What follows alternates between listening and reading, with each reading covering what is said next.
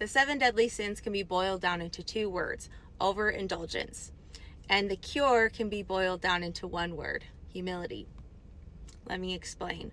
When I was in Taekwondo, we not only were exercising our bodies, but we were taught about the Korean flag, which has the yin and the yang. The yin and the yang represent balance and harmony in mind, body, and spirit. The importance of balancing mind, body, and spirit and having moderation in all things is what is combating the seven deadly sins, because the seven deadly sins are overindulgence in all of the categories. So when we try to apply this to our daily lives, how can we better serve our mind, body, and spirit each day so we don't tip the scales into overindulgence? How this ties into Helaman: the chief judge Pahoran died, and he was a righteous Nephite man. He had many sons, but three of them rose up and wanted to rule in his place. They were Pahoran, Piankai, and Pecumeni. This caused a division in the land. There was three separate groups that wanted these men to lead. Pahoran's son Pahoran was initially put in as chief judge, but there was a group that appointed a man named Kishkumen to go and kill him. He was a Nephite dissenter that was in disguise and killed him, and his group swore to secrecy that they would never tell that it was him. So this was the start of the Gadianton robbers and the secret combinations, and anybody found being in this group would be put to death. So they had to be very much on the down low.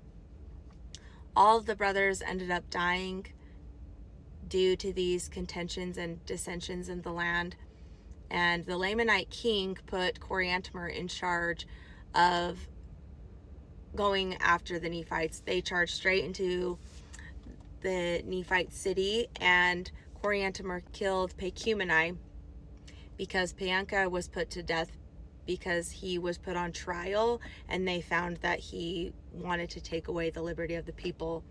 So Coriantumr charged straight into the city and killed Pecumeni, and as soon as Moronihah, the leader of the Nephites, found this out, they surrounded them and defeated them.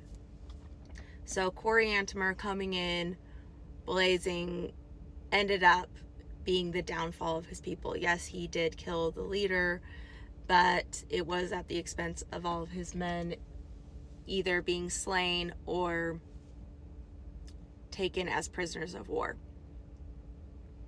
So as you can see, this chapter really encompasses all the seven deadly sins and how destructive all of them are. And as I was reading this chapter today, I was pondering on how I could better balance my mind, body, and spirit in my everyday. How can we tend to the garden of our minds? How can we find more harmony in that yin and yang in our life and the balance of mind, body, and spirit? Try to make goals each day that help with moving your body, mindfulness and learning something, and feeding your spirit through prayer and studying the Holy Scriptures. This will bring more harmony into your life and combat the seven deadly sins.